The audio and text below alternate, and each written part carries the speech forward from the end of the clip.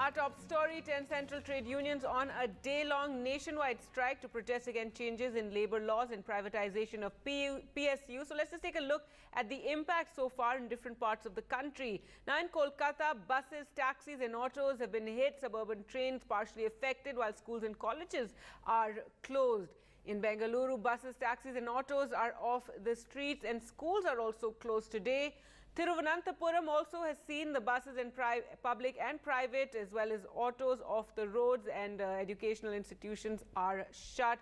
While in New Delhi as well, a large number of taxi and autos are off the roads. However, schools and colleges are open. And in Mumbai, not much of an impact of this Bandh call, with buses, taxis and autos all moving. And in Hyderabad as well, there's been no impact on transport, and schools and colleges are open.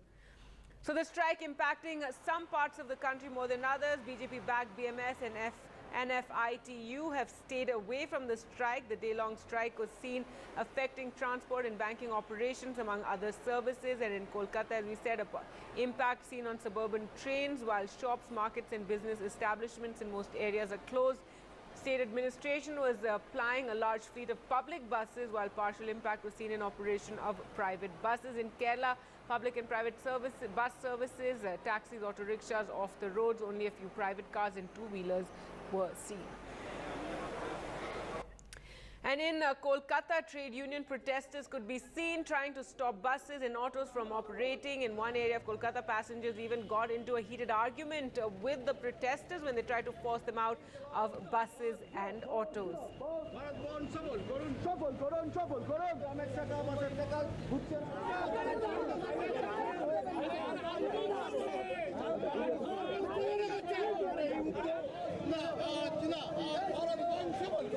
The SUCI, well known for these tactics, they have always taken on the police, and the police were really waiting for women police to show up so that they could be arrested. As you can see, they are being roughly pulled in to the police vans waiting over here so that they can be taken away and Dharamtala restored to some kind of normalcy. Police, women police, again heading towards another group of women who are seated over here and refusing to go. These are pictures which always end up making it to the headlines. They are protests by the SUCI, which is supporting the Bandh called by central trade unions. You can see what's going on. Women refusing to budge, women protesters of SUCI, and the police determined to somehow or the other take them away. In Kolkata, with GD Shankar, Monideepa Banerjee, NDTV. And in North 24 Parganas, protesters blocked the railway tracks. As you can see, they're holding up a few suburban trains, clashing with the police as well when the police tried to force them off the tracks.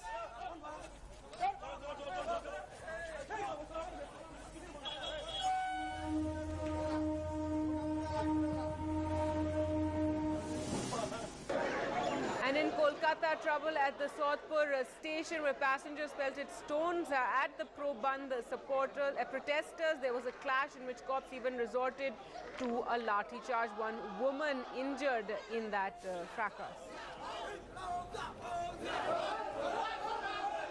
And protesters in Canning at South 24 Parganas.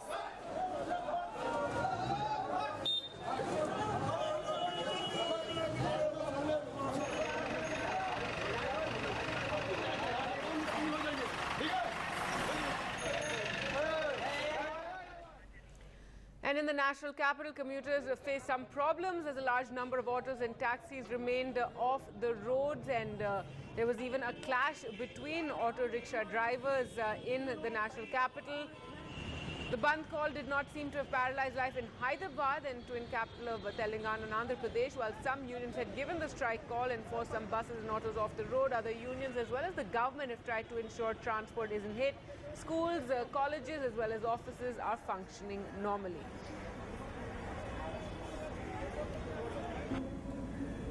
And in Kerala, public transport is not operating today. Only some private vehicles seen on the roads. Public Service Commission and Kerala University have postponed all examinations.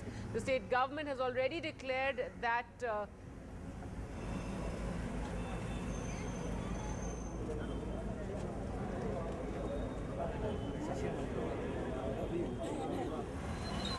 And trade union leaders claim that around 15 crore formal sector workers are on strike in support of their 12-point charter of demands. The government had appealed to them, though, to call off this agitation. However, unions going ahead with the strike as they talked to the ministerial panel headed by the finance minister last month didn't make any headway on their demand. It's a 12-point charter of demands.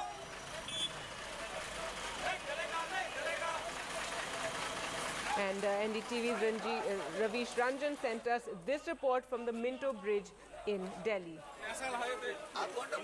Auto और taxi वालों की हड़ताल है, लेकिन आप देख सकते हैं कि सड़कों पर यहाँ पर किस तरीके से यहाँ पर मारपीट ऑटो वालों के साथ में हो रही है। जो लोग हड़ताल पर नहीं हैं उनका इस तरीके से हुट फाड़ा जा रहा है। निश्चित तौर पर ये पूरी तरीके से एक जो गुंडागर्दी है वो यहाँ पर हो रही है और इस पर कहीं ना कहीं लगाम लगाने की जरूरत है, क्योंकि इस तरीके से सड़कों पर जो ऑटो चल रहे हैं उनको इस तरीके से तोड़फोड़ करना कोई भी जायज नहीं कहा जा सकता। लेकिन आज जो स्ट्राइक है ऑटो और टैक्सी यूनियन वालों की, वो दिल्ली की सड़कों पर दिखाई दे रही है। तकरीबन 70% जो टैक्सी और ऑटो हैं वो सड़कों पर नहीं चल रहे हैं और जो चल रहे हैं उनके साथ ये सुलूक हो रहा है। ये आप बताओ, ये क्या आपके साथ ऑटो के साथ में किया है?